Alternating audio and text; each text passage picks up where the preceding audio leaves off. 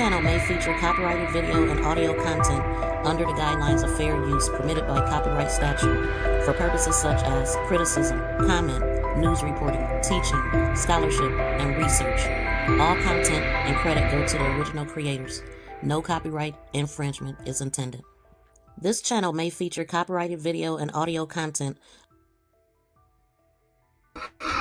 Welcome in, everybody. Welcome to MTGV Crime Podcast. Today we're going to be talking about kada. We're going to be talking about the boyfriend and whatever else we come across. Please smack that thumbs up as you come into the building and drop down and let me know who's here. So if y'all don't see me, I do videos and shorts. I don't just do live streams. So if y'all could please support all of the content because I pretty much I post several shorts a day sometime, and nearly every day I'm posting a short of some sort. But yeah, I came across a video that somebody actually spoke to her boyfriend, and I also did a video covering some updates and the suspects of the case. So let me play some right quick. Wait a minute. What is going on here?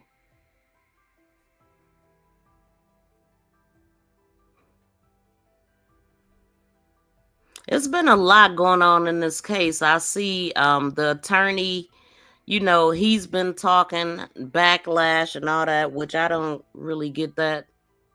And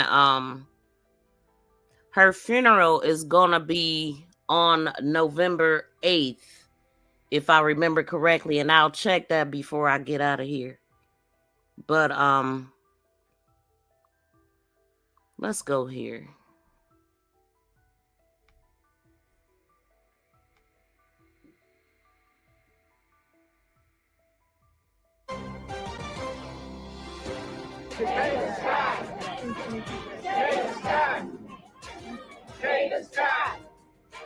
A grieving community comes together to remember Kada Scott.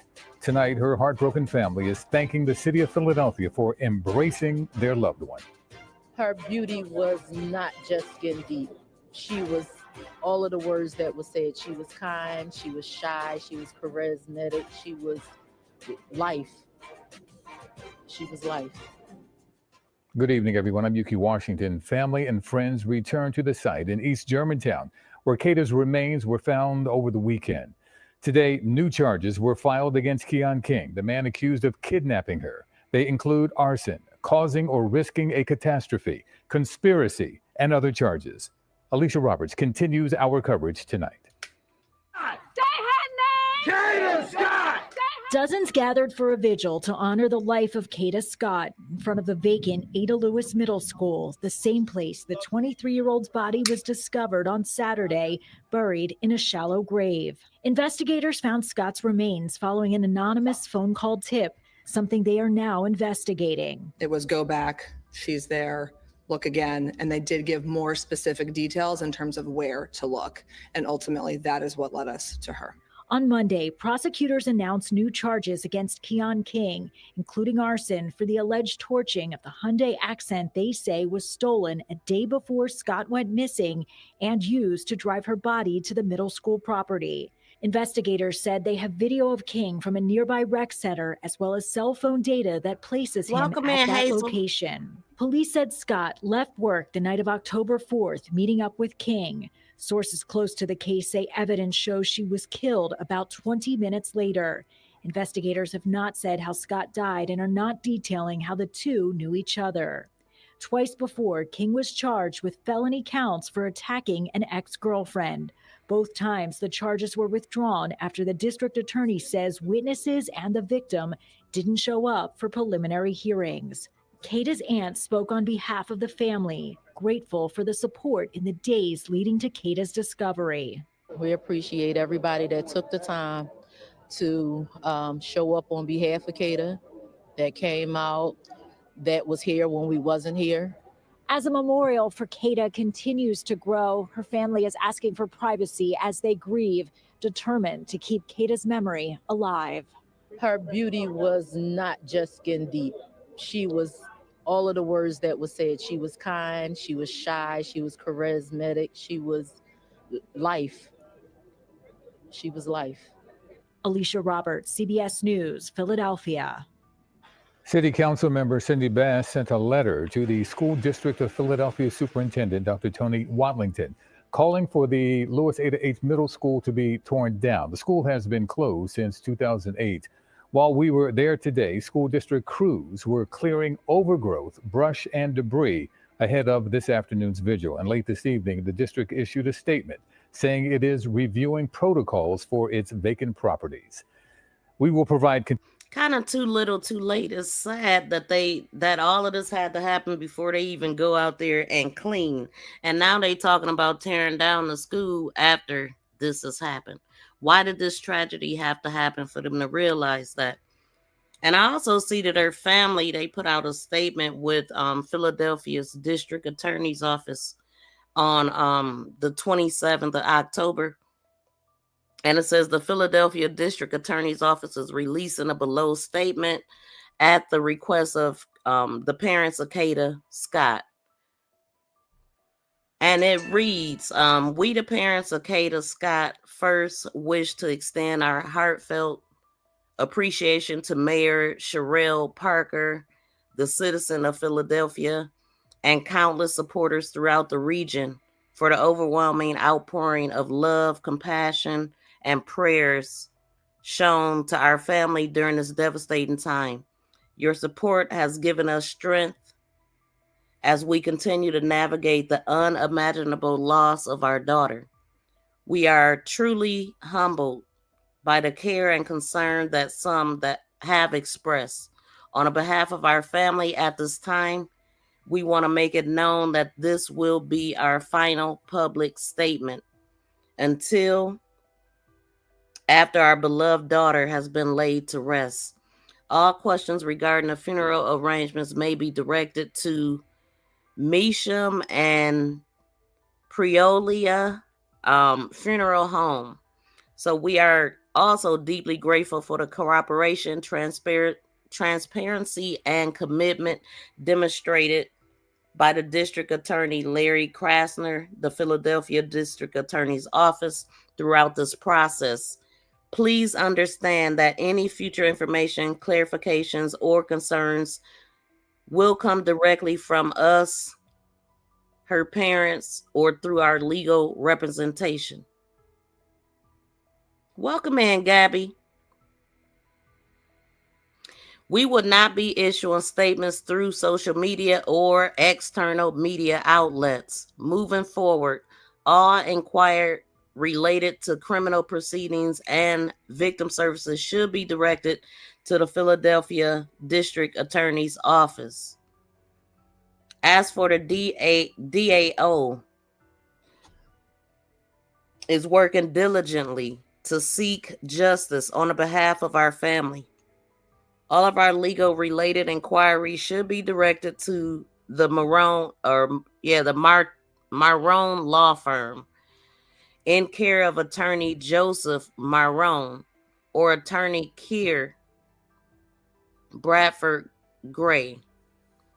We respectfully ask that the public and media continue to honor our privacy as we prepare to lay Kada to rest, while we focus on healing and honoring her life with dignity. With gratitude and continued faith, the parents of Kada Scott. That is so sad. So they want their privacy, but y'all know how we do it. We gonna keep following the updates as they come. And one of the things that a lot of people have been focusing in on was the boyfriend, because allegedly, and now we can say that it's not alleged because he has spoke to a content creator. So I'm gonna go to that because that was the whole reason for me going live. I wanted to catch up with what he had to say because I had some questions. I was wondering, how was Keon able to get Kada into the car? how was he able to get her to leave her job and all of that? And I wondered if he said something like, if he offered her food to get out to come, maybe she was going to get some food. But the boyfriend has spoke out, and he actually said that she got food before she left him. So we gonna go to that. Everyone, let's dig more into the Kada Scott case. This right here is Taz. He goes by Taz. His name is Ramir Branham. I've done a previous video on him. Well, I did speak to him, and we're going to listen to that. As y'all know, Ramir and Kada did go to Topgolf the day that she went missing. Well, let's listen to the audio that I have with Ramir Branham. When I dropped Kada off, we had just left Topgolf. At Topgolf, Kada ordered food. I didn't, but she ordered food for the both of us. I didn't know. So she ordered hot wings, but she only liked the flats. So I was texting her to tell her that she left her food in the car. And the whole time, she had ate all the flats out of the hot wings and left me all the drums. So she left the food in the car on purpose because she kept on trying to tell me, I need to eat, I need to eat. So he didn't know that she left the food in the car, even though she kept telling him, hey, you need to eat, you need to eat. When I realized the food was in the car, I called her first. She didn't answer the phone. So then I texted her. But my text messages wasn't getting delivered. So he said the text message didn't deliver. Well, look at this message. It sure did deliver. Okay, so the message that she's showing right here, it says Sunday, October 5th at 12:05 a.m. He texted her and said, you left your food. Why would he wait to 12 something? Wait, hold on. Okay, so he said you left your food. And then at 10:22 a.m., what you doing? And then all of this is on Sunday after she was already gone. Okay. Again, the first message, Sunday, October 5th at 12:05 a.m. You left your food. Sunday, October 5th at 10:20 something a.m. What you doing? Sunday, October 5th at 3:33 p.m. Been calling and texting you. Wanted to take you out, but I guess enjoy your day. Really? Hold on, let me screenshot this. And also, he sent this an hour and a half to 2 hours after she was already deceased, which he dropped her off around 9:40 that night. He didn't text her until after midnight. Kept texting her, tried to call her again. It was just like, for some reason, I just couldn't get in touch with her. Mind you, he says kept texting her. He only texted her one time. I'm sorry, y'all, but this boyfriend of hers is a little sus. I'm not saying he's guilty. I'm just saying it's not. What do y'all think about the boyfriend? A lot is not adding up, in my opinion, even before he spoke. But now that he spoke, some questions have been answered as far as... Everyone, let's dig more into... Wait, hold on. Let me see what y'all saying.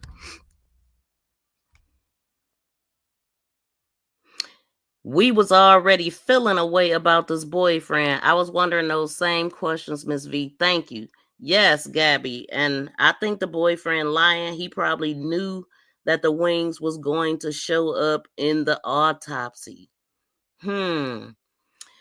Whoa. Okay. So what he said don't even make sense though. Okay. So she kept telling him, you gotta eat, you gotta eat. She orders wings, but didn't tell him that she ordered some for him. So she just picture this. You order food, he decide he don't want to eat, but you think he should eat. So you order wings, you know you only like the flats. So she ate all the flats. He wasn't eating while she was eating. She didn't say, "Oh, I'm gonna eat the flats and you can have the drums. I don't really like them." So she just sat there and ate, didn't offer him none, got done eating, got out the car, left the wings there. And he didn't call her till after 12 o'clock to say that you left your food, but he didn't know that it was for him. That don't even make sense. That does not make sense. What makes sense to me, if we gonna go with the story, period, is that they decided to get something to eat. She decided to get something to eat. She bought him some. They split it. She ate the flats. He ate the drumsticks. It don't even make sense that she would just sit there and eat all the food in his face. And while the food is getting cold, he's not gonna eat. And then, come on, man, it just don't make sense. Hold on, let's listen to this mess again, though. Everyone, let's dig more into the Kada Scott case. This right here is Taz. He goes by Taz. His name is Ramir Branham. I've done a previous video on him. Well, I did speak to him, and we're going to listen to that. As y'all know, Ramir and Kada did go to Topgolf the day that she went missing. Well, let's listen to the audio that I have with Ramir Branham. When I dropped Kada off, we had just left Topgolf. At Topgolf, Kada ordered food. I didn't, but she ordered food for the both of us. I didn't know. Okay, she ordered food for the both of them, but he didn't know. Knock it off. If she was ordering the food, he would have been standing right there. She would have been asking him, "What flavor do you want?" Like, it wouldn't have been a secret. He's already letting us know that she feels like he should eat. That's just if we want to believe it. So she ordered hot wings, but she only liked the flats. So I was texting her to tell her that she left her food in the car. And the whole time, she had ate all the flats out of the hot wings and left me all the drums. So he didn't see her eating? She ate and he missed all that. Ain't they in the same car? Aren't they together? Wasn't they standing there together ordering the food? It just don't make sense. He's so adamant about the wings. He just young too. Yes, fishy. He might put something on the wings. Is TBZ in here? Oh, shout out to TBZ. Welcome in, fam. How y'all feeling out there? But yeah, man, come on. Y'all on a date. Y'all stop to get something to eat. You're golfing. Everybody hungry. Come on, dude. You're not a little tyke. I'm sure you was right there eating too, if we are to believe the story. So she left the food in the car on purpose because she kept on trying to tell me I need to eat. So she just left the food sitting there and he didn't see it immediately. And for what reason wouldn't she have answered the phone if he was calling her at 9:40? Because that's around the same time that her family said she came home and asked for the car and said she had to go to work. So I guess he didn't know she had to go to work, even though he dropped her off right before she was supposed to go to work. So he didn't know that she left the food in the car, even though she kept telling him, "Hey, you need to eat." When I realized the food was in the car, I called her first. She didn't answer the phone. So then I texted her. But my text messages wasn't getting delivered. So he said, why would the text? So if we are to believe that and the text messages wasn't even being delivered, are we to believe that? Yeah, she was already deceased by the time he texts her, which means that he would have not even texted her until after 10 o'clock because she didn't get with Keon until after. But it sounds like all of the stuff is happening at the same time. I'm pretty sure he knew that she had to go to work. So could he have been around her job at the same time, since he was looking for her around the same time that Keon would have had her? Like, this puts him right there.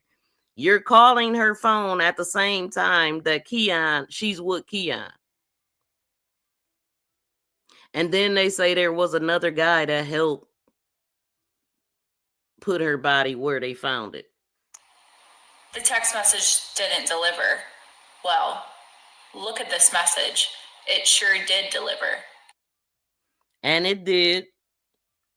And also, he sent this an hour and a half to 2 hours after she was already deceased, which he dropped her off around 9:40 that night. He didn't text her until after midnight. Kept texting her, tried to call her again. It was just like, for some reason, I just couldn't get in touch with her. Mind you, he says kept texting her. He only texted her one time. I'm sorry, y'all, but this boyfriend of hers is a little sus. I'm not saying he's guilty.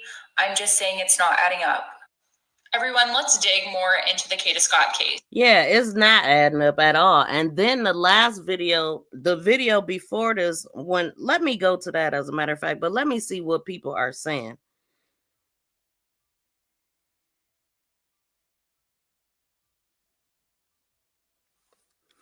So shout out to the lady that's been putting out this information too. Her name is True Crime Nicole. Okay, so y'all go check her out. And this says, this is so weird. I'm confused. Who killed Kada? I don't think he's guilty of anything, just exaggerating a bit. His text definitely give off he was concerned, but maybe thinking she was ignoring him on purpose and not realizing she left work after he dropped her off and was dead at this point. No, I believe that he's shady enough that he need to be investigated, because on another video that she did, she actually pointed out that this dude has a lawn service business or whatever. He's into landscaping, digging and planting, and yeah, you know what I'm saying? So that was odd. And just the way I had even posted what he said, what he put on his page. I don't know if I have it right now. Let's see. But he had posted some stuff on his page about her. Let me go through this right quick. No, that's just the stalker doing what he do. Do y'all believe that these guys know each other? It ain't gonna be hard to figure it out. And in the last video, she said that the direction that the other guy was walking into was literally the direction where he live at. So I guess he lives in the area too. I don't believe in coinky dinks. Let me move this video. I might not have it in here right now. Oh no, those are the records.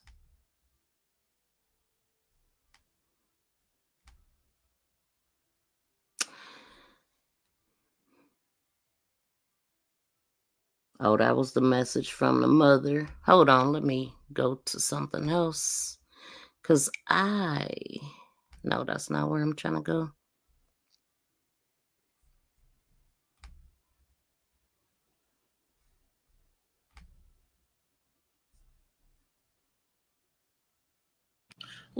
Let's talk about her. This is Larisha Lopez.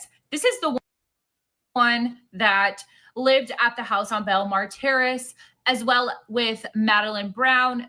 Those two people are connected to the Text Now account. Larisha was interrogated, as well as she was the individual that was with Keon King the day that he got pulled over on October 1st. That's a hell of a name too, Larisha. So this is a video This is a video that I did too. I told you I'll be doing videos in shorts, y'all. So check out all of the content. Second, one of those days. I can't remember which day exactly. Well, do y'all remember Keon King's car being on Marketplace? This car right here. Look right here. Look in this window reflection. You see boots, black boots? This is from Lopez's Facebook account. Those black boots right down there, they look familiar. They look like the same boots that are inside that marketplace. Okay, so Keon's car went on Marketplace after he did what he did to Kada. So what reason would she want to involve herself in that?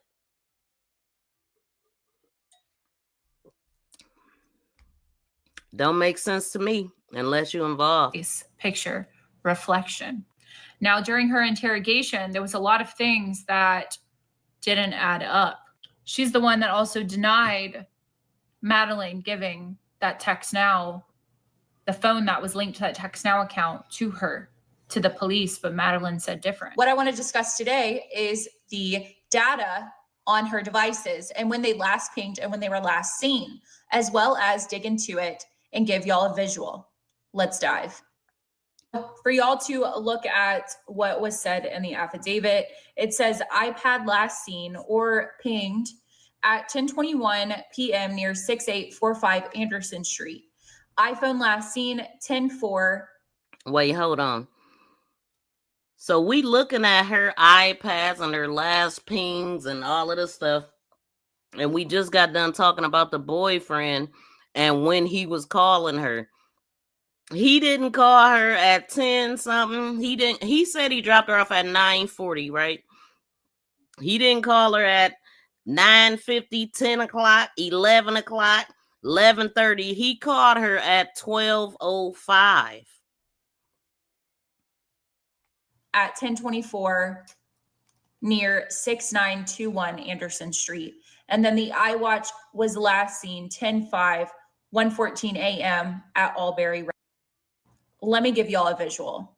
So first, from those two pings, from the iPad and the iPhone, it is a 1 minute drive, 1 minute drive time. From the location of the iPad at 10:21 to the iPhone at 10:24, that is 3 minutes. That means there was some type of struggle going on inside that vehicle for them to take 3 minutes to get from point A to point B. Now, I know they said that Kada Scott possibly was unalived around that time. So I think, and this is my opinion, Kada Scott was unalived right before 10:21 or right at that time. Now, with the iWatch last seen at 1:14 a.m. going into October 5th, that makes me believe that they did not know or realize that Kada had a watch on based off the position of her body in that vehicle. Therefore, right here, it says this placed her watch stationary at the rec center lot after the suspect phone left the area. So they left with her devices, but that watch stayed in one place. Y'all, I learned something last night in regards to the Kada Scott case that involves Keon King. Now, the boyfriend, the alleged boyfriend, that I don't feel like he should even have a boyfriend title because he wasn't with her for that long from what I'm seeing. And if it's true that he says she was easy and all that kind of stuff, I mean, how much did he really care about her? And then it looks like they went to the actual park that they end up planting her in. I mean, that's just what it looks like to me. And if I'm looking at this correctly, her sitting in his car, it looked like she got the watch on, right? You could see the watch. So he wasn't very observant at all. But that's good that they missed their watch. This boyfriend is shady. I ain't saying he's guilty, but something is off. Okay. Let me let her keep going. But I'm about to put this stuff in here, y'all. Let's not forget Gabby. Gabby is the friend of Keon King. Y'all remember Gabby has a best friend, D, the one that was stalking Kada, made the whole video of where she lived, where she walked, what headphones she wore. She was walking her dog, what street she lived off of. Yeah, her. Well, Gabby and D are on the same case. They are co-defendants of the same case back towards the middle of this year. those charges right here. They include some of which conspiracy, simple assault, terroristic threats, recklessly endangering another person, aggravated assault. Y'all, let's talk Kada Scott. This is the 23-year-old in Philadelphia, Pennsylvania, who was missing and later found deceased in a fresh, shallow grave. Now, we know that Kada had this boyfriend or this guy that she was dating by the name of Taz. That's what he said he went by. Well, let's dig into it. This is Taz's Instagram account, okay? You'll see up here that he has a business page, a landscaping company. Let's look. He has this landscaping company here, okay? I want y'all to remember landscaping. And on the landscaping company page, it shows his name or a name to contact by the name of Ramir. Well, I found Ramir, and Ramir has a record. Not only does he have a record, but he has a record that is very similar to Keon. That record shows simple assault, conspiracy to simple assault, conspiracy to aggravated assault, attempts to cause serious bodily injury, or causes injury with extreme indifference, possession of instrument of crime with intent, and disorderly conduct hazardous. This is crazy. I mean, it's a lot of shady people around Kada around the same time, all targeting her. For what? Why?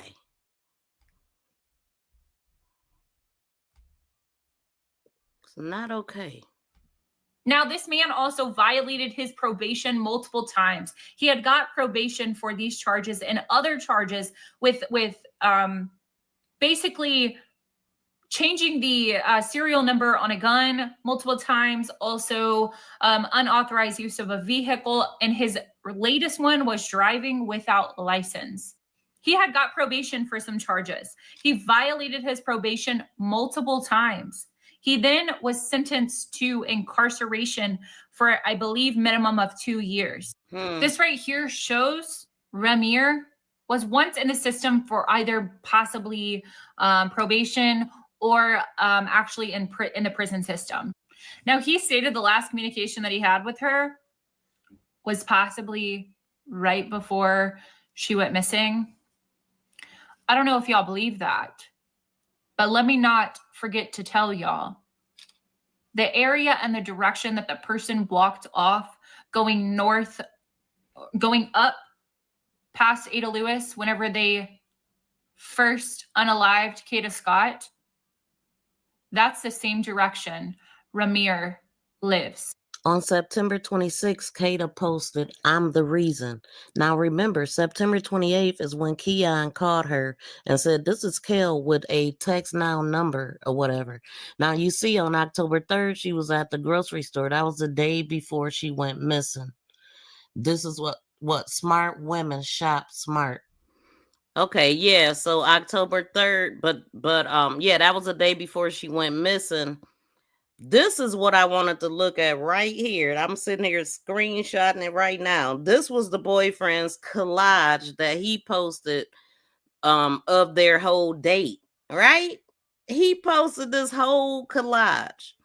And I noted he said, "In a short period of time, you became my favorite person. We really didn't need to label what we got." How short of a period? Like, how long has this dude been knowing her?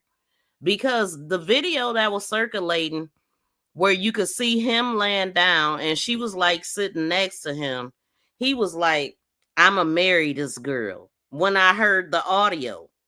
So it sounds like a lot of people was running game on Kada. I'm not understanding why they wanted her life. Why did she need to be buried? Why did she need to be out the way? I'm so confused about that. But I just feel like everybody is shady that was around her that day. He dropped her off right before. It's like they was keeping tabs. Like it's like Keon sicked his friend on her. See if she'd talk to you. See how she treats you. I don't know. Like, where did all this hate come for Kada, who was just living her life? Shout out to Bronze. Welcome in, fam. Y'all please hit that like button. Yes, if y'all have not smacked that thumbs up, please do. I wonder if this may have been about drugs or money too. I mean, they said the dude was he's so chronic. They say she smoked it. Now, that's another thing. There was a video of her in the woods smoking a blunt. I believe that she was with this boyfriend. And to me, the way that she did it and the way that she passed it, it was like she really didn't even smoke like that. He just handed it to her, wanted her to smoke. I don't know. Maybe they was trying to make her image a certain way before they do this to confuse everybody like they are. Nothing makes sense. She might not have been street smart. Or might not have, been street smart. Man, she was living her life. She was at the height, or at least that's how it looked. Like she was like putting herself out there. She had certain things that she wanted to do in life and she was pursuing them. And Keon definitely don't even fit in. And looking at this guy and his record, he don't fit in either but you know how they say, and it's true. Good girls like bad guys. That's true.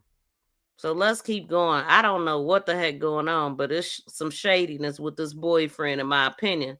And another thing, like I said, look, he got, what is this? His fingers crossed right here. I'm looking at the emojis he left. This woman is gone. She's deceased, and he knows it by this point. What is these emojis that he put up? No heart, no love, no doves, no prayers, no nothing, no tears. Now, this is the boyfriend.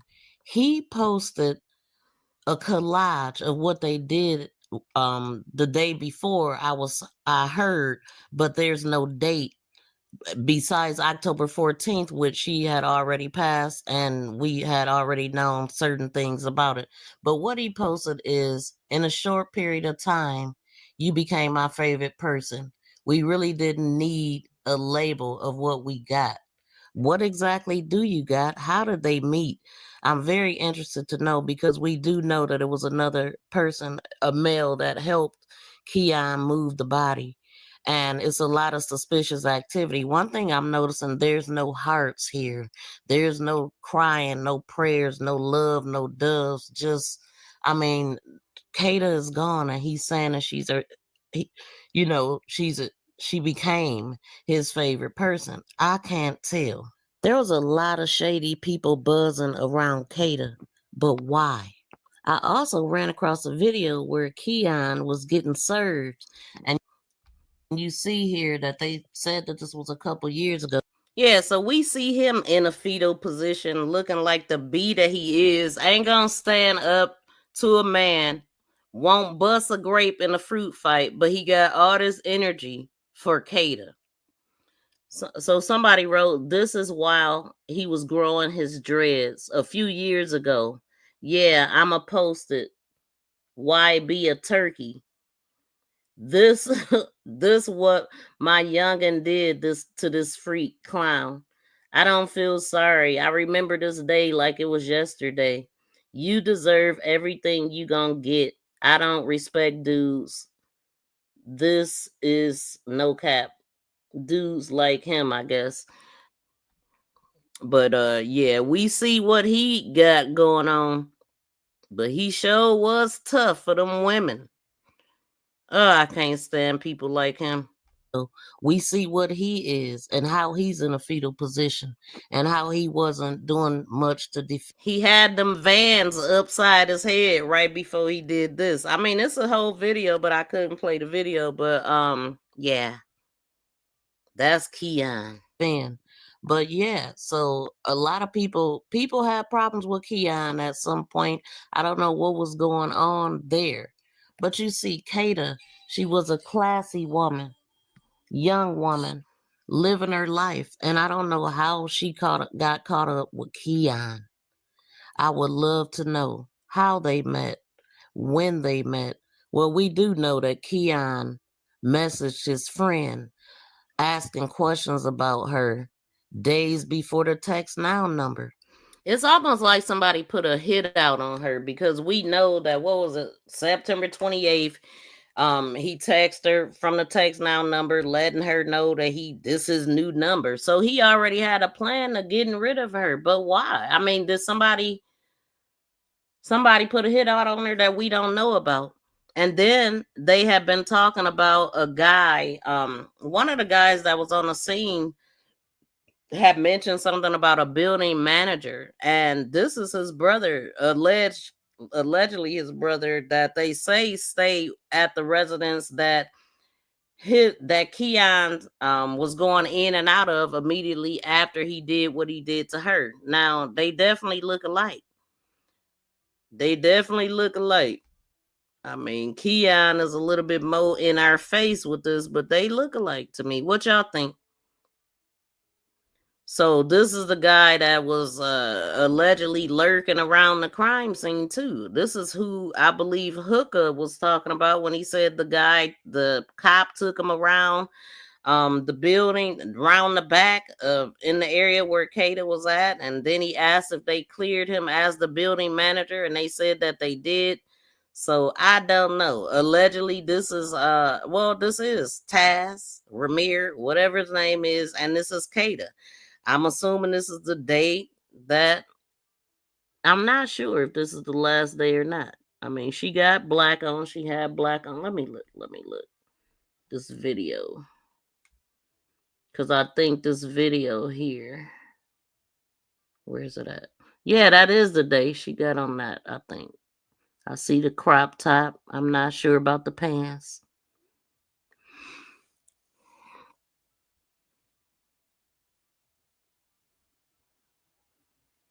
She got on like a hoodie right there, right? Yeah. I don't know. I don't know when she met this dude. That could have been her, what she had on sitting in the car, but I'm not sure. She got a jacket there.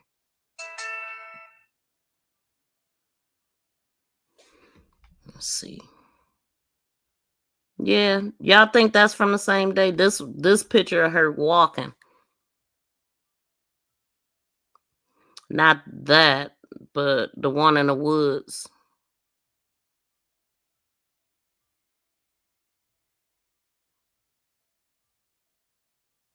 Right there with her walking.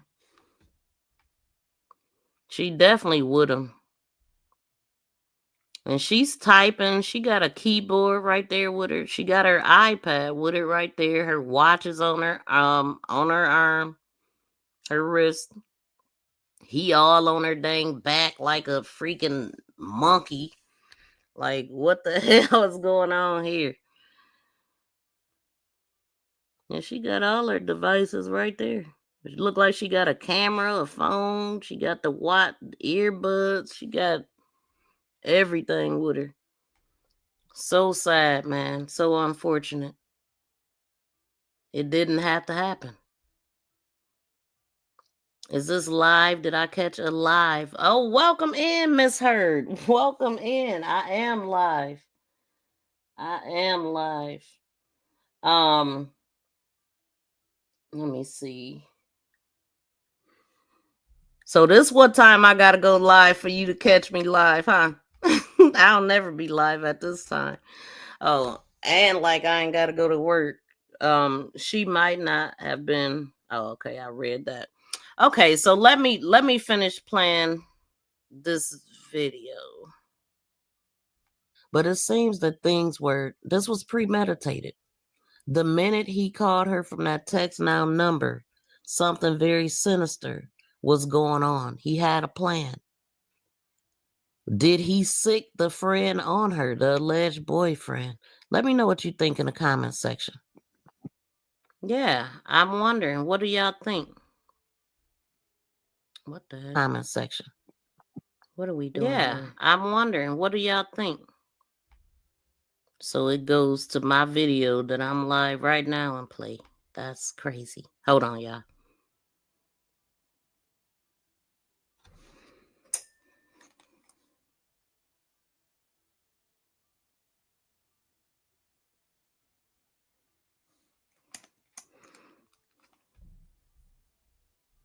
Everyone, let's dig more into the Kada Scott case. Okay, so I just wanted to go and see what some other people were saying. This is so weird. I'm confused. Who unalived her?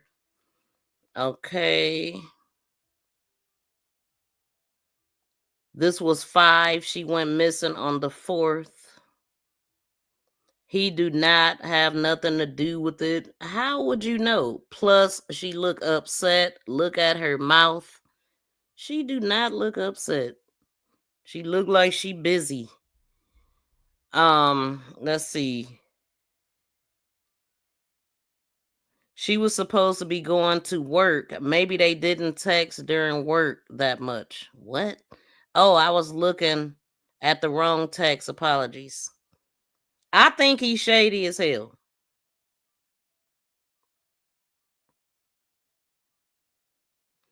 And I said that before. I think he's shady.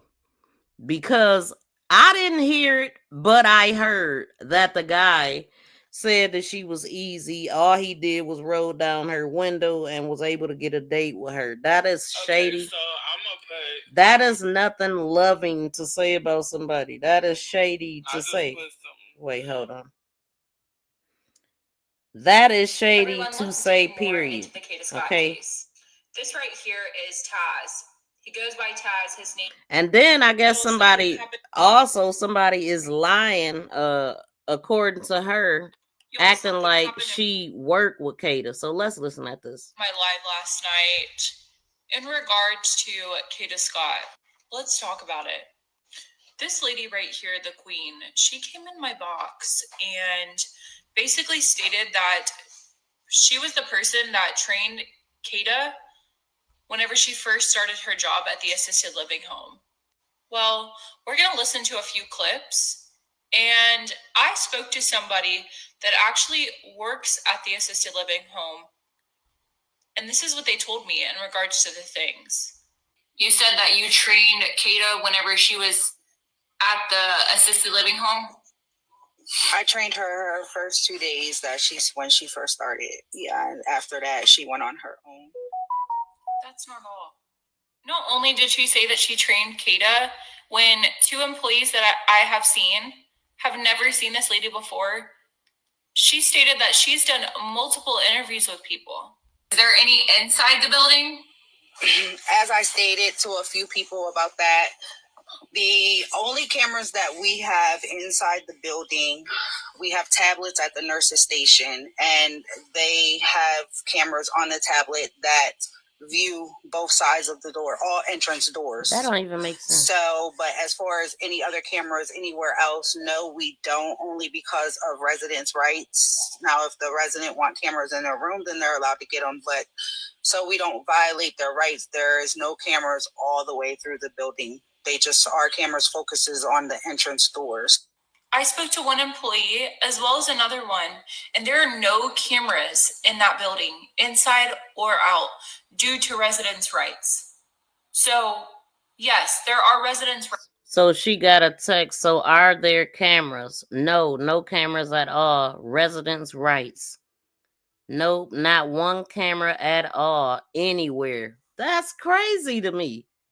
Ain't it residents' rights at hospitals? Ain't it patients' rights everywhere? I mean, where cameras are, I'm just confused. Shout out to BFF. Welcome in.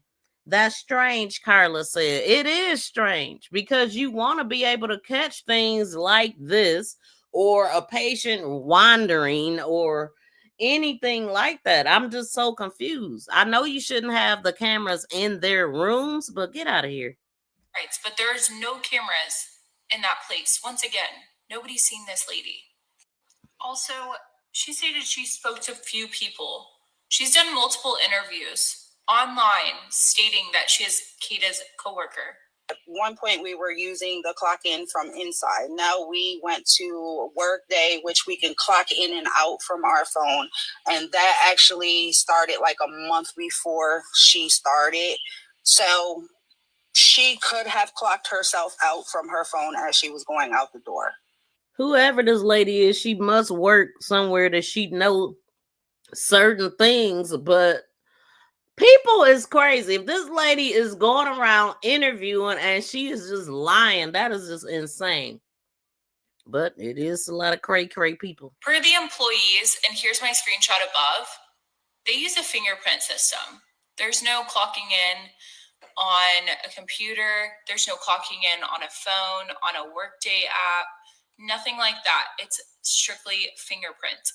Also, I was told that Kada was late that day, as well as Kada never clocked in.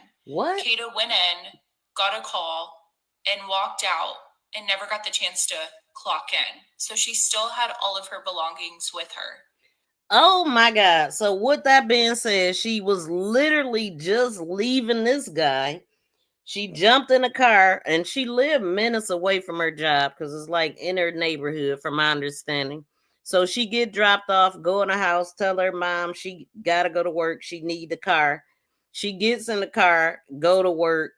I'm surprised if this dude just dropped her off. How did she even make it to work before Keon reached her? Because it sounds like these guys were working together. I mean, everything is alleged, but I just don't believe in coincidences. Okay. This dude said he dropped her off at 9:40.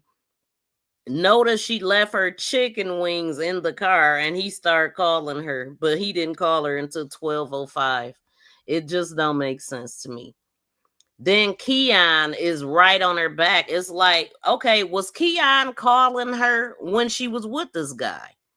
Or did Keon start calling her right after this guy dropped her off? Now, this is answering some questions for me because I was wondering if she clocked in. And then I had heard that she clocked out. And I think they even said that on the news, didn't they? Now we're hearing that she never clocked in.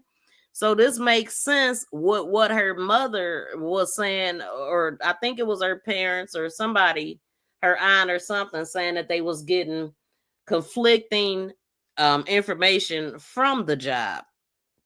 And then there was somebody else that actually said they seen her getting into a black SUV.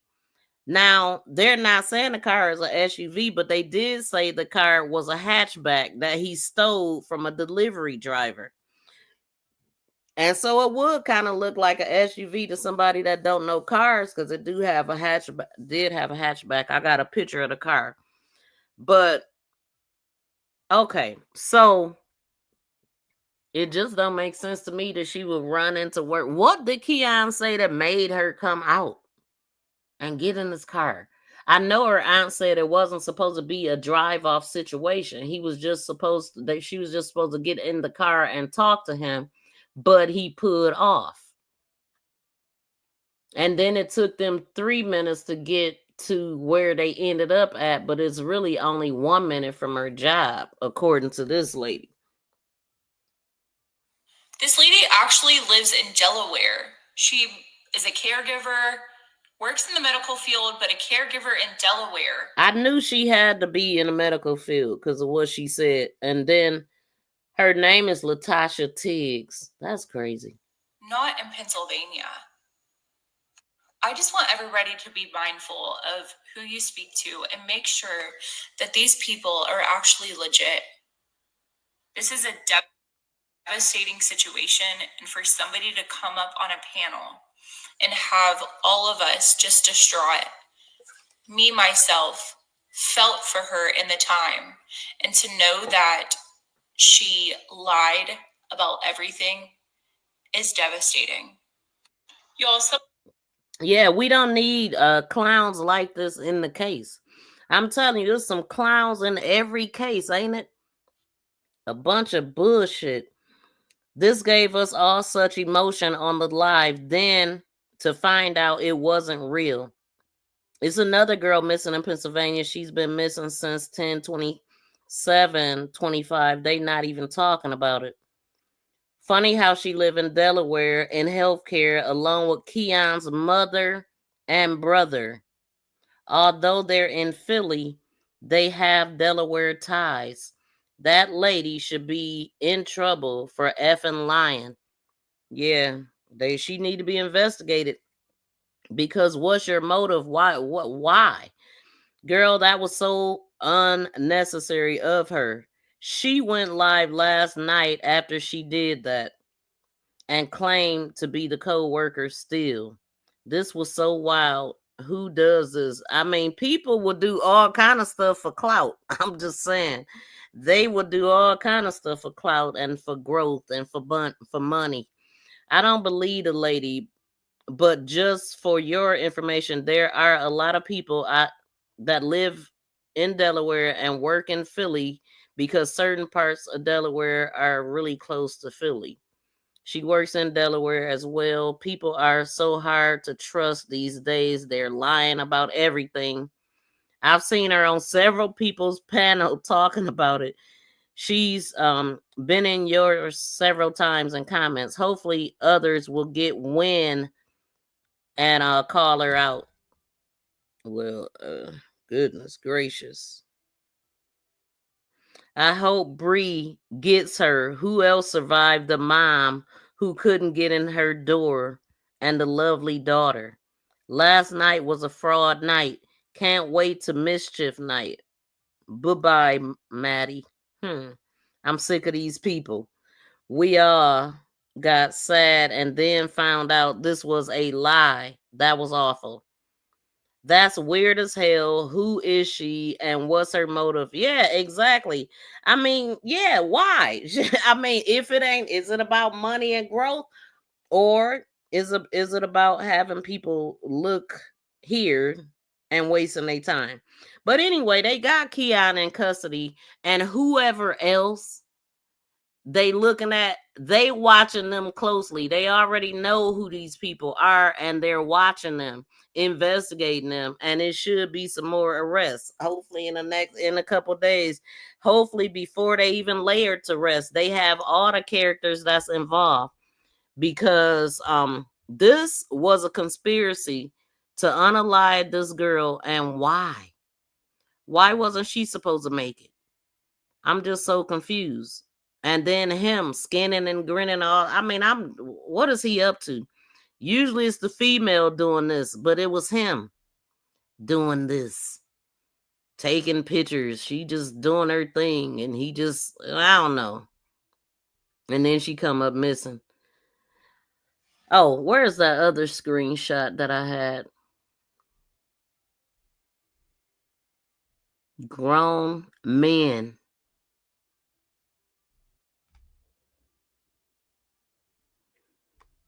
So this is the text messages right here. And y'all see what time it is. Didn't he say he dropped her off at 9:40?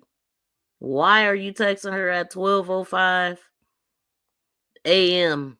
That's the next day. Okay. That's after they that's after they done left her at the site and everything. You know? So you get home and you text her. I don't know. Make it make sense, y'all. Please make it make sense. Welcome in, Lisa. Yeah, thank you for the thumbs up. Can we get 19? We got 19 in the building. Can 4 people please hit that thumbs up?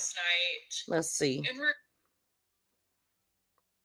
Okay, so we got that. Let's go. There was one that, hold on.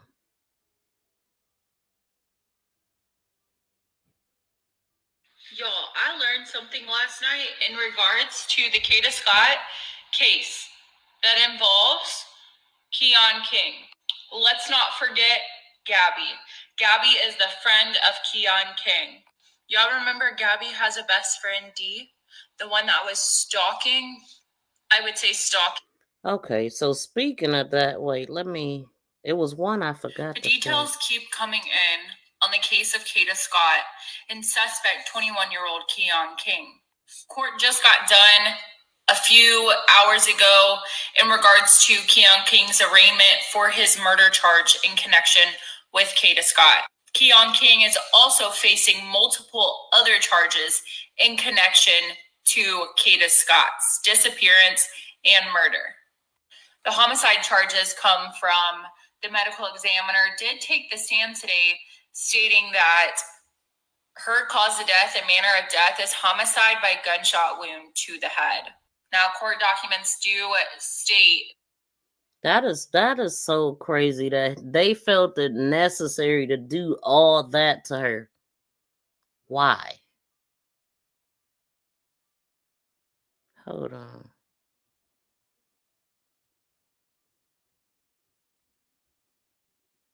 Hey everyone, so I got information in regards to Gabby and Dee that was intertwined with the Kada Scott case. This is Gabby. Breaking news. Hey everyone, in reference to the Kada Scott case, I have the full documentation for the probable cause affidavit. What I want to discuss today is the data on her devices and when they last pinged and when they were last seen, as well as dig into it and give y'all a visual. Let's dive. Okay, now I just played for this y'all one. to look at. But let me look at something though. Okay, so her iPad was last seen at 10:04. That's the date, at 10:21, and she was near 6845 Anderson Street. Her iPhone last pinged at 10/4 at 10:24 near 6921 Anderson Street. Okay. This all after she left the job. Her iWatch last seen 10:05 at 114 at Aubrey Recreation Center, which is where they left her. Now, this is what I'm saying. Now, this guy dropped her off at 9:40.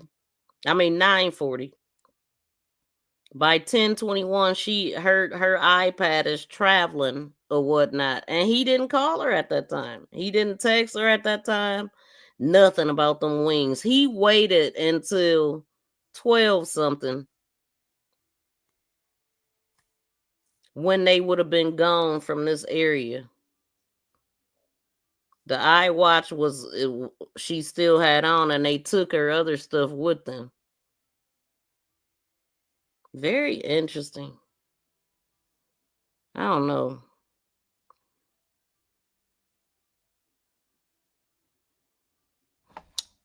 Said in the affidavit, it says iPad last seen or pinged at 10:21 p.m. near 6845 Anderson Street.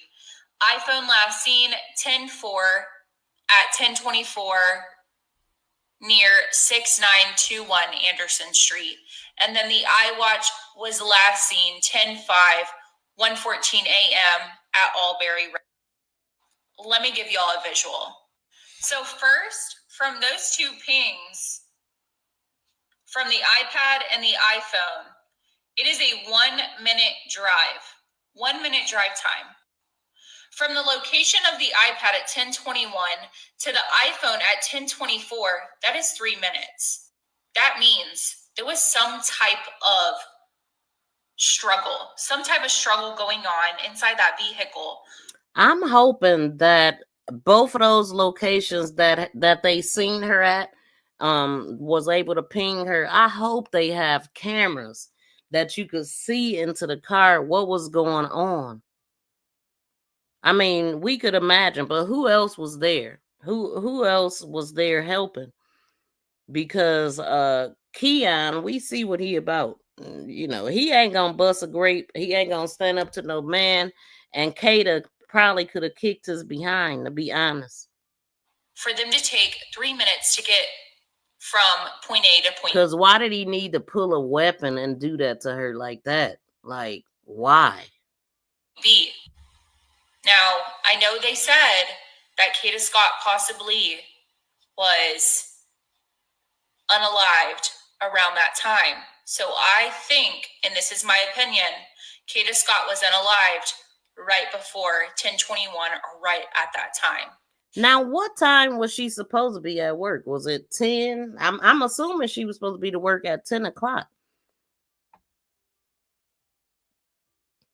So if she never did clock in, Keon is on calling her. So but why is Keon so dang important? Like, boy, if you don't go somewhere, like, I'm at work, I'm not about to leave work for you. Like, that's what I'm saying. Like, she felt it, the need to leave, even to go outside. Now the aunt did say it wasn't supposed to be a pull-off situation. He pulled off with her. That could be true, but what was she willing to calm him down about? The only thing I could think of is that Keon caught her in a rage because she was on a date. That's what I think. He caught her in a rage about the date, maybe, and she wanted to talk him down. I don't know. But that's what makes sense. She was on a date. What, he didn't start calling her until she was on her way to work? Or was he calling her while she was with this guy? And if that's the case, this guy would know. He would know that she was getting calls from somebody. It just don't make sense. Welcome in, Chandra.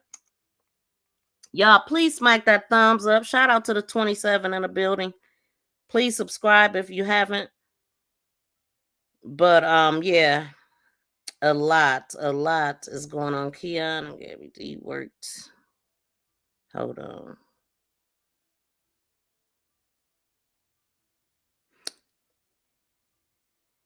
Y'all, let's talk Kada Scott. This is the 23-year-old in Philadelphia, Pennsylvania, who was missing and later found deceased in a fresh, shallow grave. Now, we know that Kada had this boyfriend, or this guy that she was dating, by the name of Taz. That's what he said he went by. Well, let's dig into it. This is Taz's Instagram account, okay? You'll see up here that he has a business page, a landscaping company. Now I'm sitting here looking at his Instagram page. He got 5 posts, and which I heard that he deleted the stuff off of here because he had more stuff. The auntie has said that he deleted videos and stuff. It was a bench that he was sitting on that she was trying to figure out if it was at that place where Kada was found. But these woods they walking in the middle of, I think that it is where she was found at, but I don't know. It looked like a place that she's familiar with, a place that she likes to go to. Let me go to, hold on. Let me go look at his page because I had already put it up.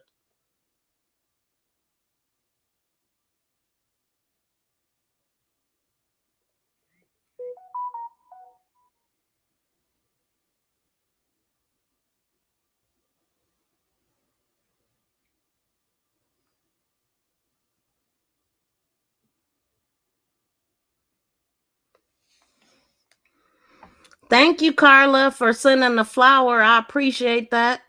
Shout out to you. I cannot see it on this side. That's so weird. Let's see.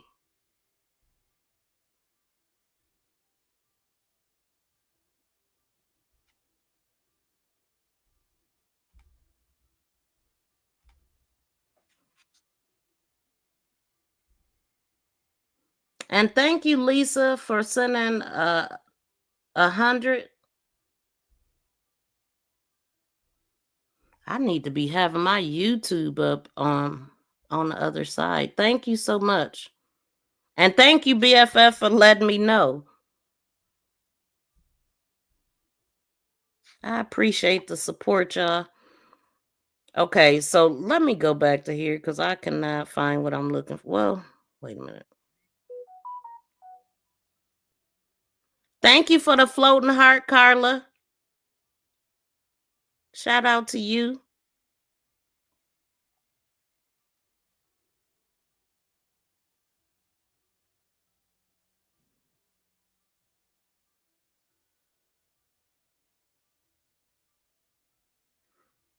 Okay, let me go back to where I was at. Y'all, let's talk Kada Scott. This is the she was dating by the name of Taz. That's what he said he went by. Well, let's dig into it. This is Taz's Instagram account. Okay. You'll see up here that he has a business page, a landscaping. Okay, so yeah, he got live for Kada at the top of his page. Then it says a business page, long live Yali and Nemo JBB. What the heck? I don't know what he's talking about. He got a missing flyer at the top of his page for Kada. Let me do this right quick. Hold on. Where are we at here? Company. Let's look. He has this landscaping company here. Okay. I want y'all to remember landscaping. And on the landscaping company page, it shows his name or a name to contact by the name of Ramir. Well, I found Ramir, and Ramir has a record. Okay, let me look at Ramir's record here. Not only does he have a record, that's crazy. Okay, so what is the date on here?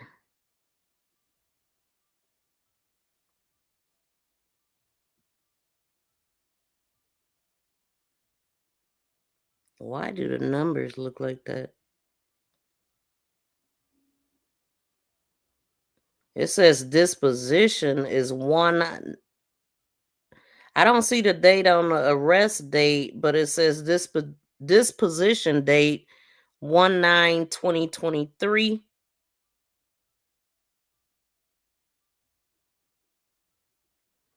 And it says simple assault, disorderly conduct, hazardous physical, conspiracy, aggravated assault, attempt to cause a serious bodily injury or causes injury with extreme indifference, conspiracy, simple assault, possession, instrument of crime with intent. Those are so, I mean, those those charges are so similar to like Gabby and D. But she literally has said in a video that Gabby and D allegedly they got their charges from one of D's bullies, right?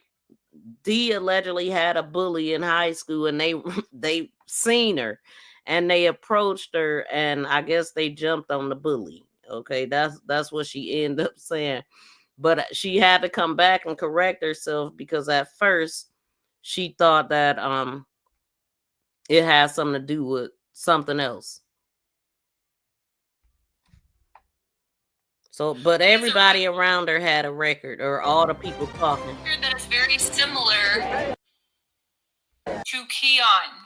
That record shows simple assault, conspiracy to simple assault, conspiracy to aggravated assault, attempts to cause serious bodily injury, or causes injury with extreme indifference. Possession. I mean, is it a coincidence that everybody got similar charges? I mean, and then we got a dead girl, okay? They all have very similar charges. Of instrument of crime with intent and disorderly conduct hazardous. Now, this man also violated his probation multiple times. He had got probation for these charges and other charges with basically changing the serial number on a gun multiple times. That's crazy.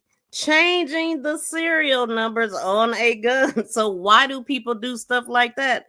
Because it's a body on it. They don't want the police to know, right?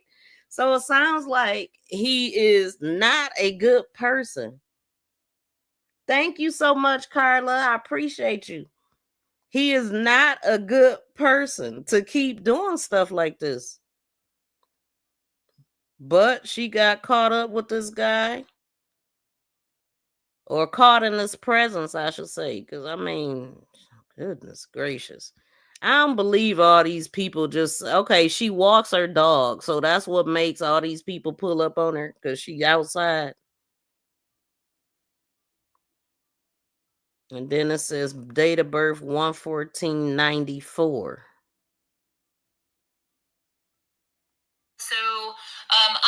unauthorized use of a vehicle, and his latest one was driving without license.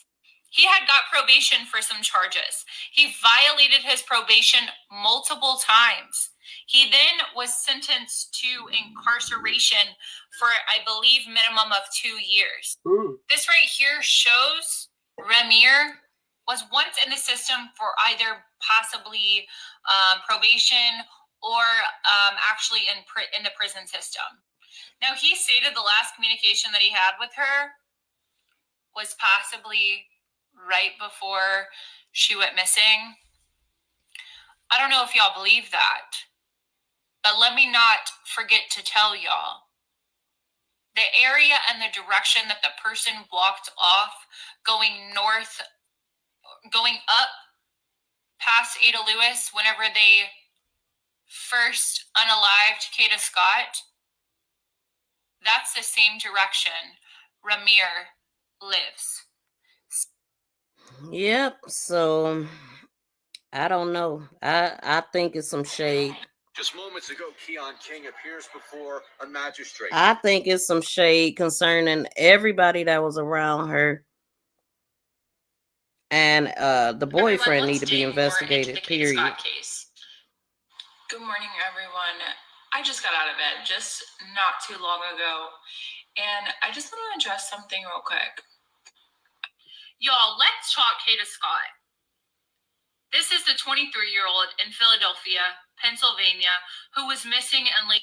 Hey, everyone. So the girl that recorded the audio that was on the phone with Austin Drummond during his spiel of what he needed. Y'all, I have more people to talk about in regards to the case of Kada Scott. Now, we know that one person is only arrested right now. That is Keon King. He is charged with her murder and multiple other things, including kidnapping, arson, and conspiracy. Let's talk about her. This is Larisha Lopez. Okay, so I wanted to see what people, we already played this. Boy, the internet detectives are freaking awesome. I don't trust none of these kids nowadays. They have no remorse for life in any aspect. Oh, she reminds me of his ex-girlfriend who posted that video of him. And she do. The Lyrisha chick, she definitely do. I mean, I just see the hair, but I seen the video of the lady. It was a video, obviously, of him creeping around. This video right here. That Lyrisha chick do favor her. Like, this is her on this picture with him. And I need to find that, even though I know I ain't gonna find it right now. But she has said something about she met him getting some chronic, I do believe.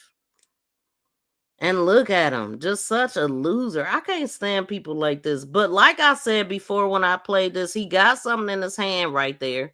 When he was walking up, it looked like it was a phone. Looked like he's digging another phone out of his pocket and texting somebody. That's what it looks like. Who was he talking to at that moment? It's like, I don't know.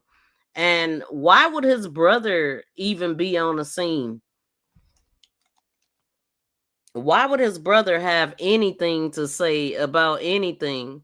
Why would he be covering for his brother if he's the building manager? I'm not sure about that part, if that was his brother or not. But let's go to this part about her lawyer. I mean, Keon's lawyer, and see what they talking about here. I'm also happy to see it is 7:32. I'm happy to see that the people spoke out and they were at the town hall meetings and all of the stuff talking about the safety. A lot of people stood up and had a lot to say. But of course, there's still missing people in Philadelphia and other people missing. People been missing since after she's been found that ain't nobody talking about, is what I'm saying too. Well, the family of Kada Scott is asking for attorney Shaka Johnson to withdraw from representing Keon King.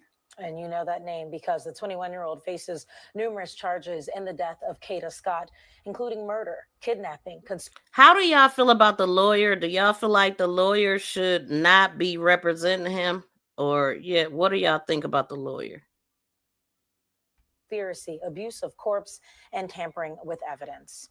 In a change.org petition, the Scott family says, in part, quote, Philadelphia attorney Shaka Johnson has chosen to represent Keon King in this deeply painful and high-profile case.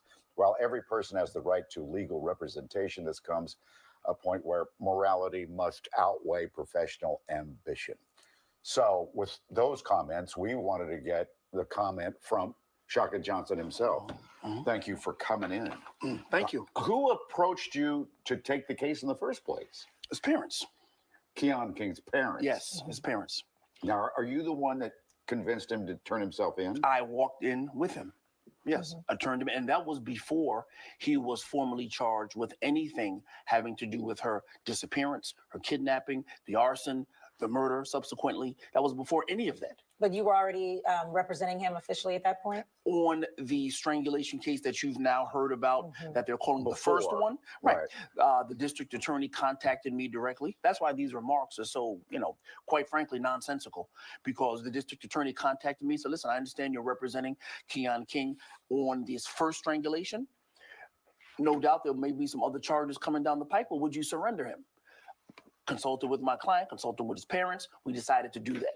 Had no idea that this had any relationship to Kada Scott or this sort of case why of would this the parents magnitude. ask you to represent it? So did they, when they saw the news coverage, did they think their son did it? No. They came to me long before they knew their son was ever involved. His name was even swept up in this whole case. They had no idea. No idea. They thought that their son was in very little trouble. Very little trouble. Well, then why turn himself in? Well, because they're law-abiding folks. The parents are salt of the earth people. They're there. If their son is being sought after, they want to hire an attorney. Wait, what? Please get to the bottom of it. See why the because he was authorities. asked. So Exactly. that's where Well, they're there. If their son is being sought after, they want. They thought that their son was in.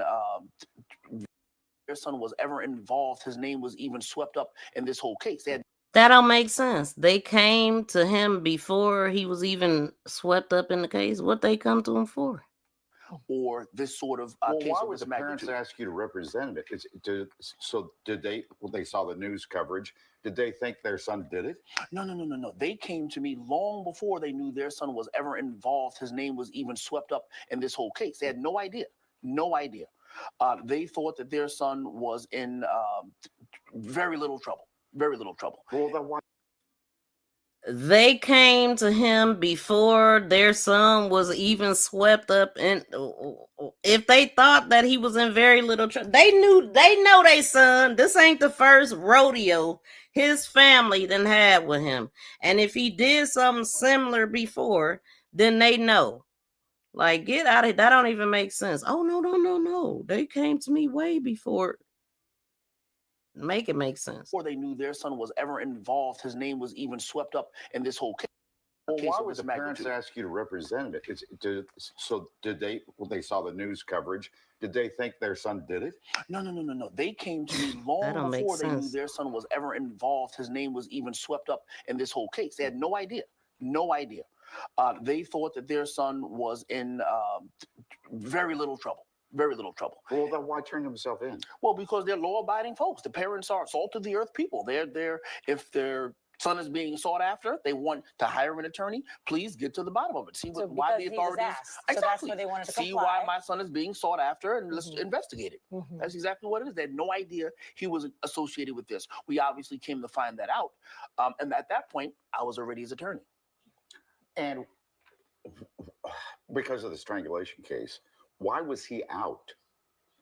The case was withdrawn. That strangulation. Because the victim didn't show up in court. Because the victim did not show up in court. Why don't they just do it by Zoom?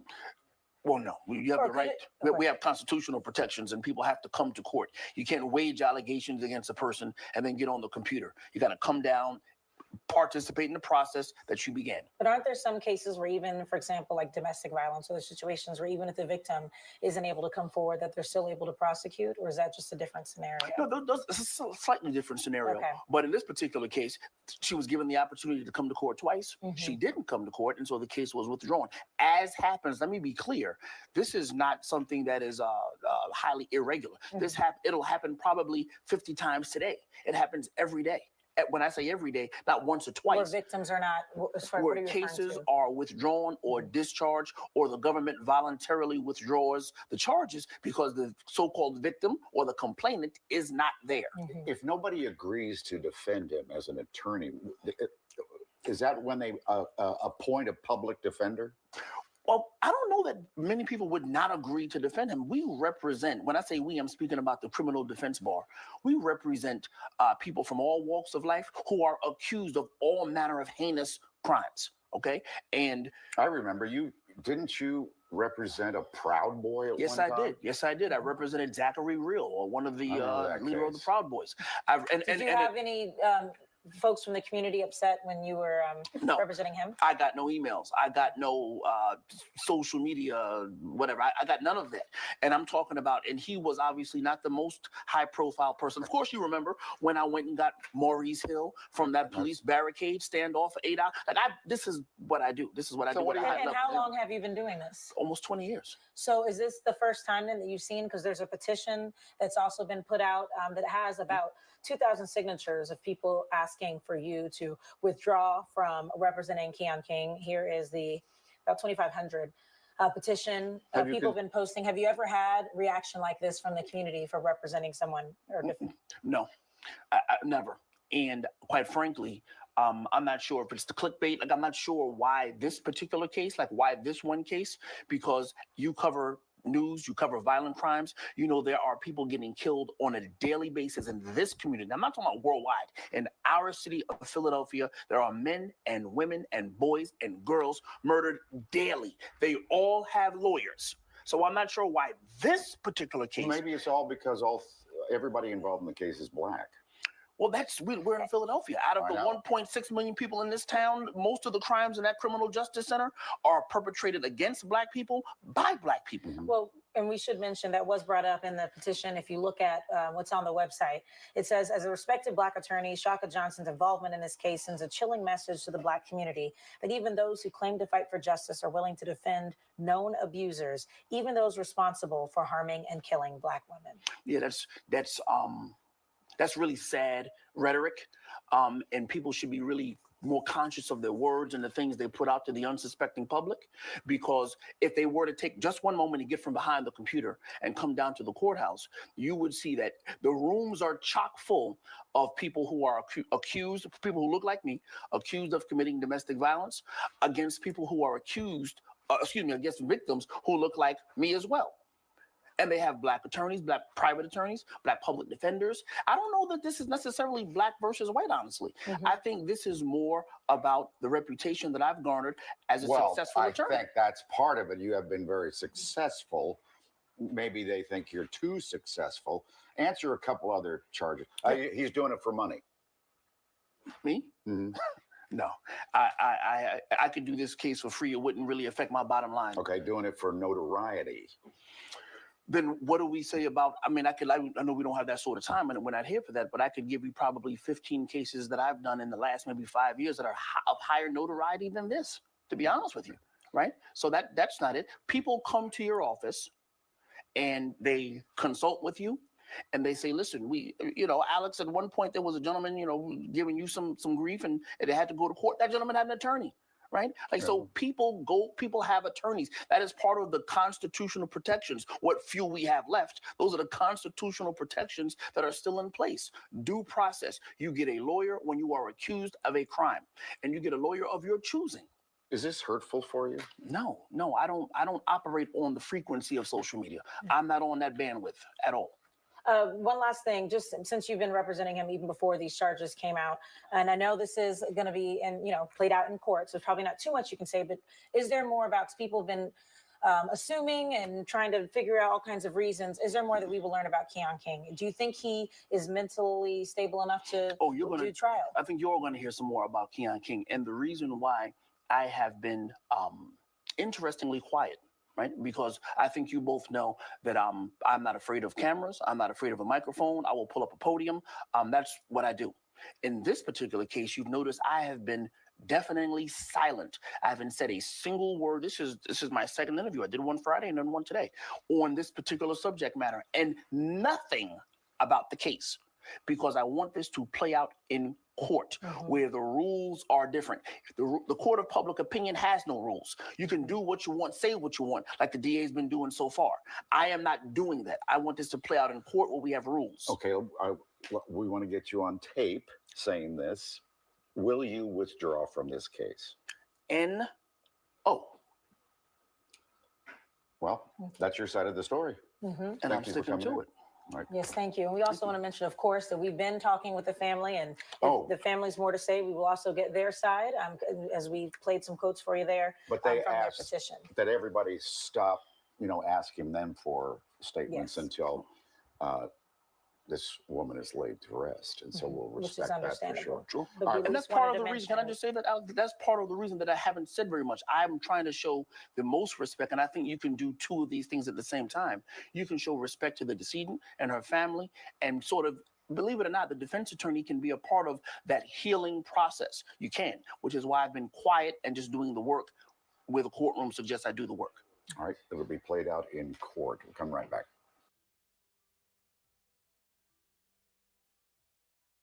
Let's talk about her. This is Larisha Lopez. This is the one that lived at the house on Belmar Terrace, as well with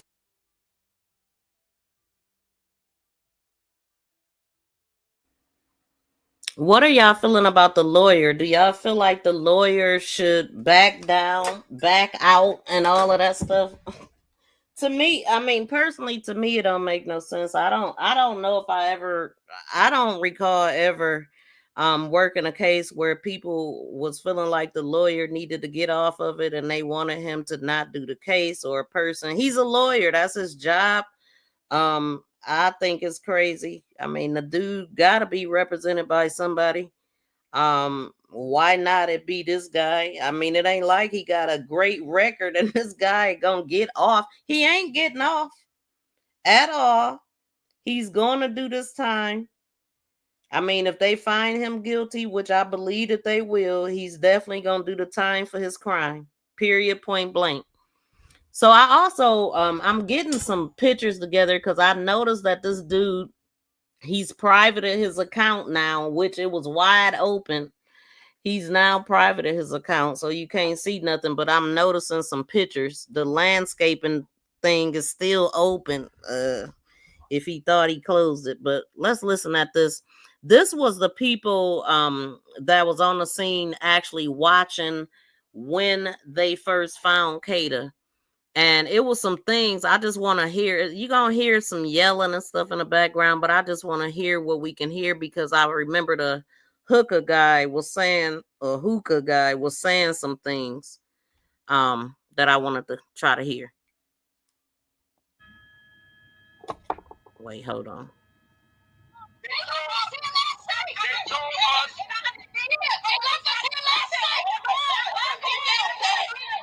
The white shirt told us last night. Push them all the way in the block. The white shirt told us last night. They searched the school the last time they came to the school. They lied. Wait a minute, sweetheart. They lied to us last night, standing in that parking lot. The white shirt told us out of his mouth that it was about 15 cops. No, 35 cops. They lied. We was out here last night. And we walked back there last night. And what did I say? It's still last night. They lied. They lied. They lied. They lied. They made us leave last night.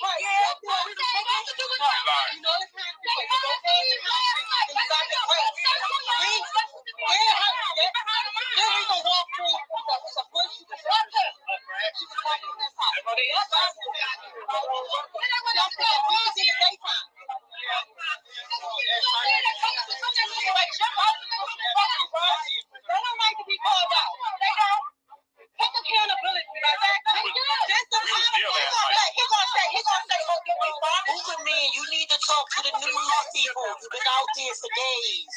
What did he say? He said they search right there. He said they search right there. What did he say? He said we can all up that there. He said that we don't care. He said that they don't need us. He said that he did not care that we was black here. He did not check all this shit. But that's the fuck we here. Y'all want to get, y'all want to ask, y'all want us to fucking go. But guess what? We moved to the fucking crib. And guess what? Y'all can't do shit. That's right, yo. We're gonna stick together forever.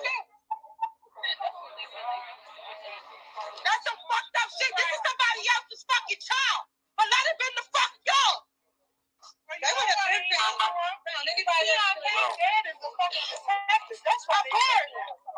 But I'm telling you, yesterday but he got a slap on his fucking mouth. But I'm telling you. I know that mom is. I know that mom is. Let me rub you on you. It's somebody. I can't stand when a motherfucker do that. I can't stand that shit. They don't want to run their fucking mouth. Then when we talk shit, I'm fucked up. Fuck that shit.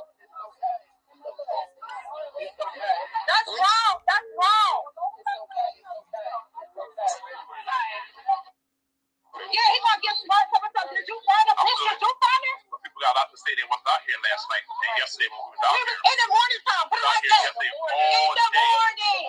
All day. All night. We said that we heard screaming. We told them that we heard fucking screaming. Why you think that dirt is picking up right here? Because we was all in there too. If you go in the back and I'm telling you that we smell. If you go back there and look at that fresh dirt, you'll see a metal stick back there. A metal pipe. Who is talking? That's why I'm talking about sister. We don't care about that. Because somebody is there tapped in, please. She's talking too fucking much. Fuck that whole building. We don't care. He wanted us to get the fuck out the Who is that? I don't know. She been drawing. Who is it?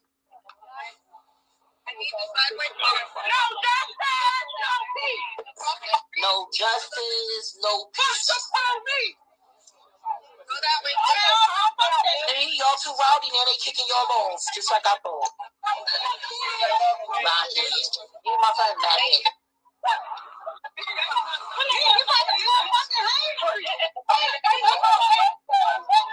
Go ahead. Connie, get up there and talk or something. Because Luca Man is not showing us nothing but people's asses and they big ass sneakers. I didn't hear enough. Oh, my bad. I heard the phone. I forgot the phone was down. Yes. You see, what the fuck? Turn your Wi-Fi off. I need to see. Y'all know you got an iPhone.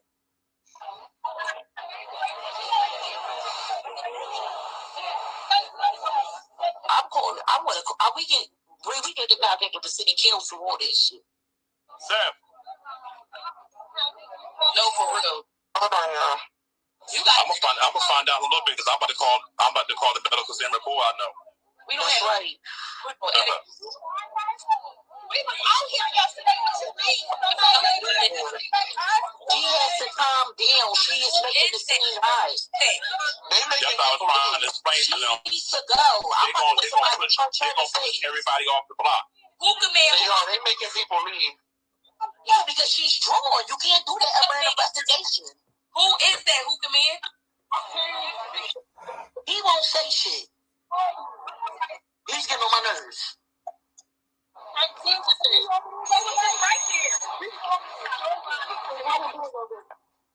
It ain't nothing but a whole bunch of people talking out here. It ain't even like nothing being revived or fed. Who is that that's yelling, sis?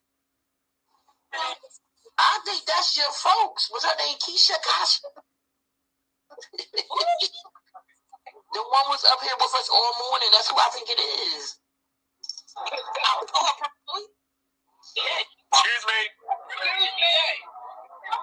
No, come here for a minute. I want help to talk to the news people. I need help to get their attention.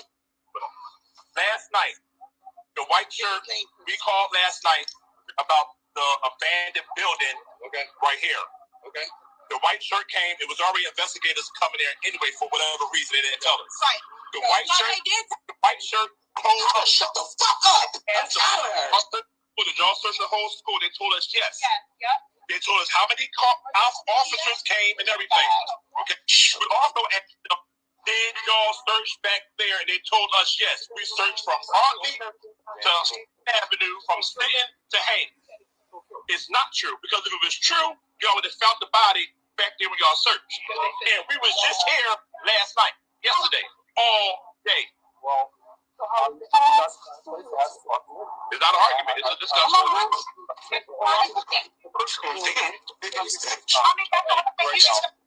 listening to this. You guys seem to have a lot of passion. But the investigation to protect the integrity of the investigation. We understand that part. That's what we're working on. But tell us it's already searched back here when y'all searched this school. We did. Okay. So the body just popped up out of nowhere. All right. And then we have to do right by this. I'm about to get the fuck off this live. So he trying to say they searched back there and the body just popped up from nowhere. Hold on, wait.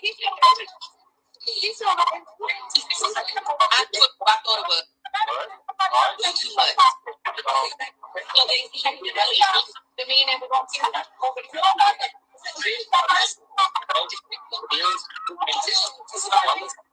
Okay, I was trying to see what I could hear out of this.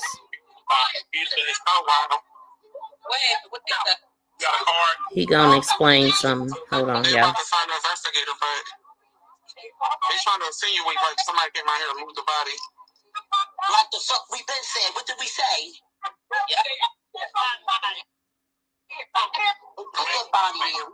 It definitely was some shadiness involved as far as finding her body. And the people that was out there on the scene felt like things was out of order and stuff. So I'm just trying to hear.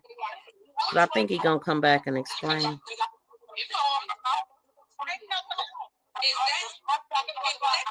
Because he talks about Keon's brother, a guy that showed up that had a change of clothes and all of this. I think he's gonna bring that up.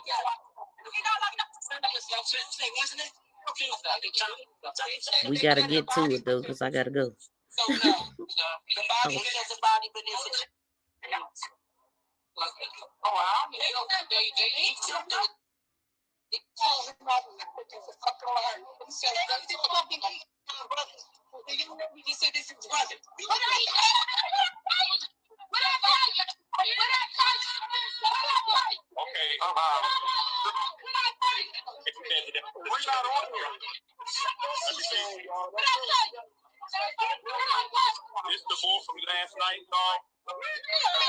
Hold on, because I didn't even realize that he had showed a picture. So he's showing a picture of somebody. And he was saying that it's the brother. Let me pull up the picture that I got of somebody that they are saying is Keon's brother. Hold on. What? Okay. Somebody screenshot this. Who is he?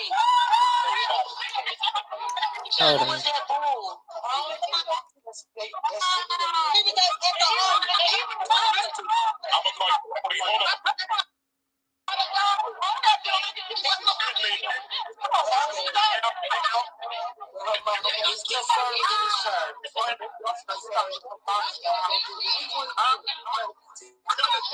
don't want to see nobody video. No, don't waste your time, bro. Don't waste your time. No.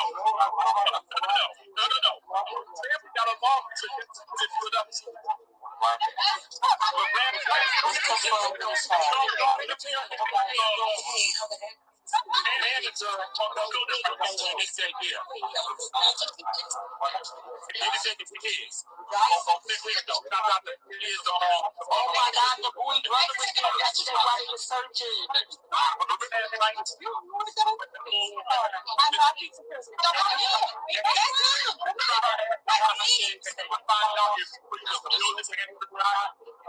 Hold on, y'all.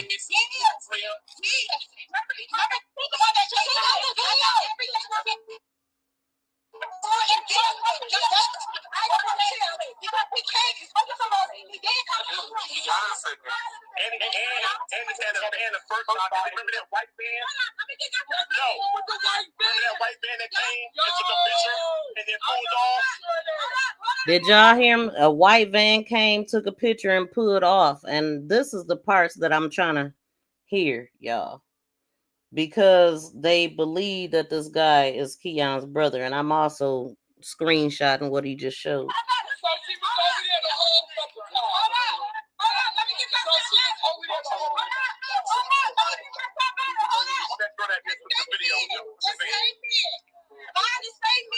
We talking about he changed it to a fight. Twice.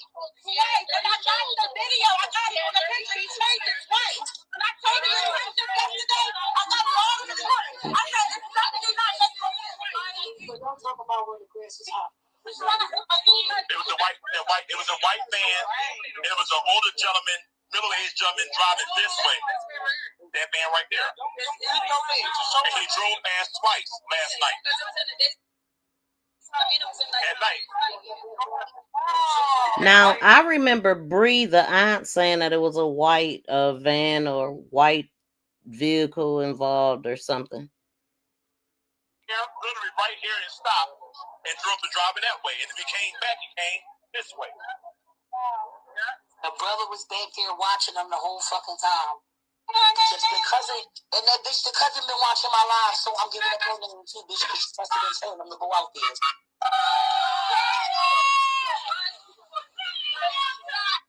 We got her. We found you, girl. We found her.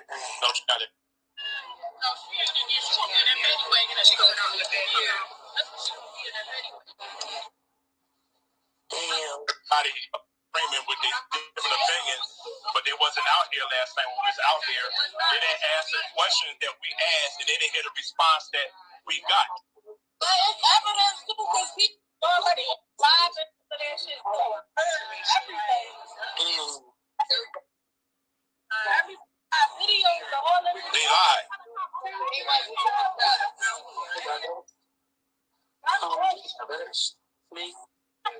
You know what? Yeah, mama do say that. You know what? Don't worry, talk to him tomorrow. We're gonna talk to him. And then the family got a lawsuit against the city of Philadelphia because they didn't do what they supposed to have did, and they lied to us. And they did certain stuff and they didn't do it. And it came from a white shirt.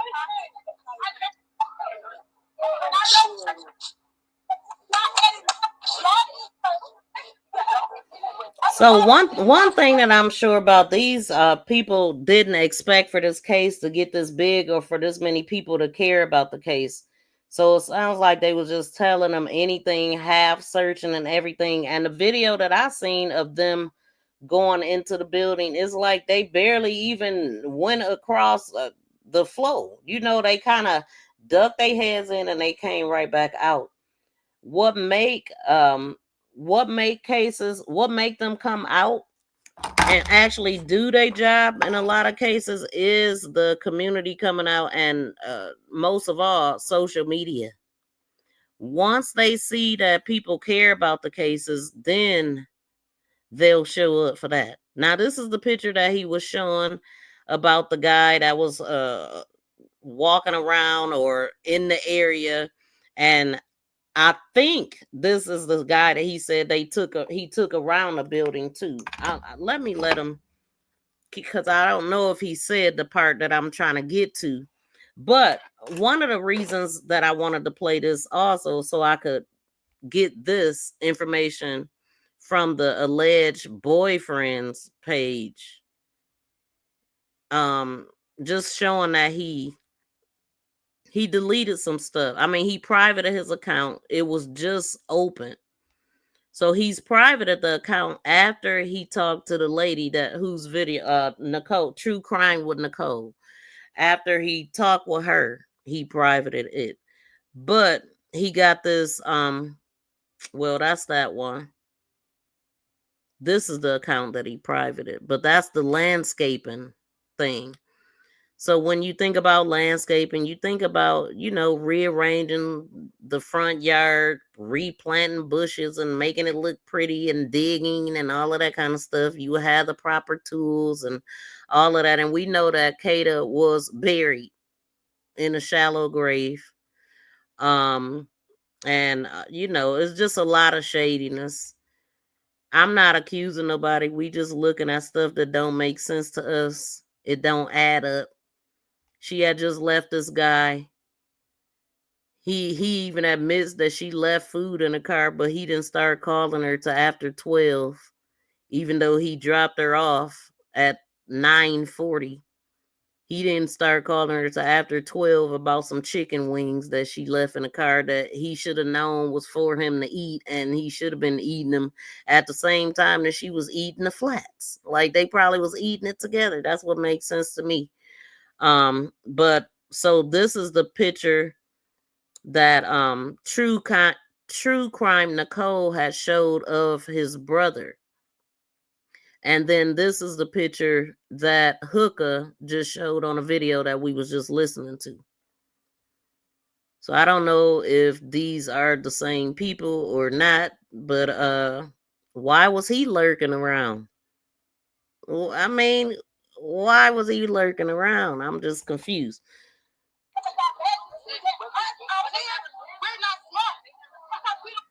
Shout out to 755. Welcome in, cuz. How you feeling?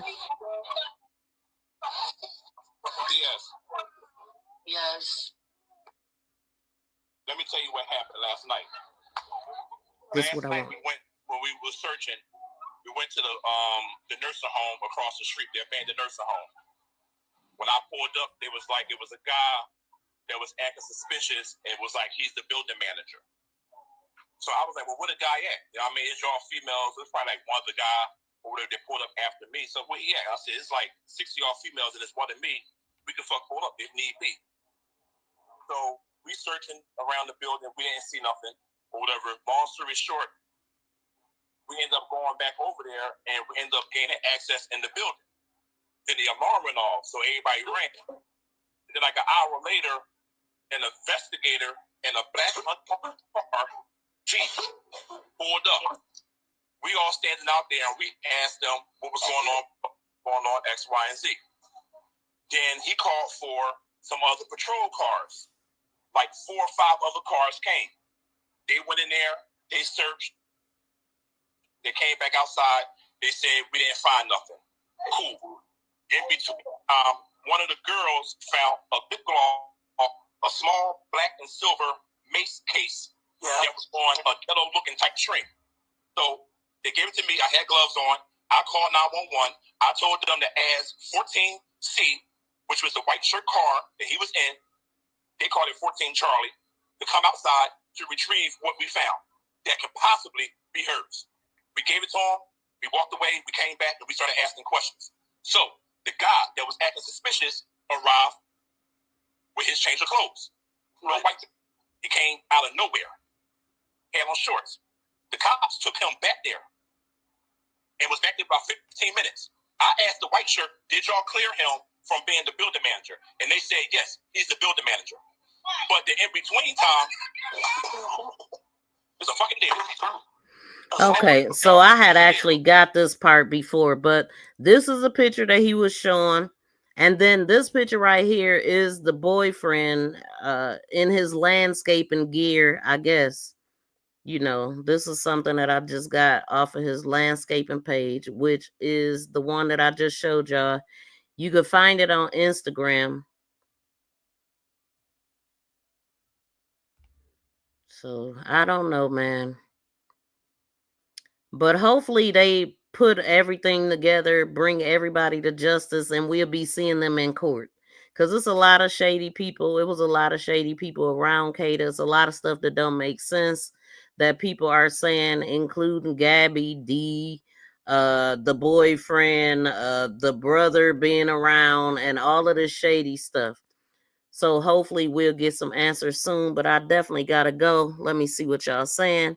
Thank y'all for tuning in. If you're not subscribed to the channel, please make sure you do. And also leave a comment. That helps share me out and all of that stuff. And most of all, y'all check me out. Check out my videos, my shorts and things that I post when I'm not live. And yeah, let me get up out of here, y'all. That's my time. Thank y'all so much for tuning in. Please be sure to like, share, and subscribe to my channel. Help make us go viral, y'all. Peace and love, y'all. We out.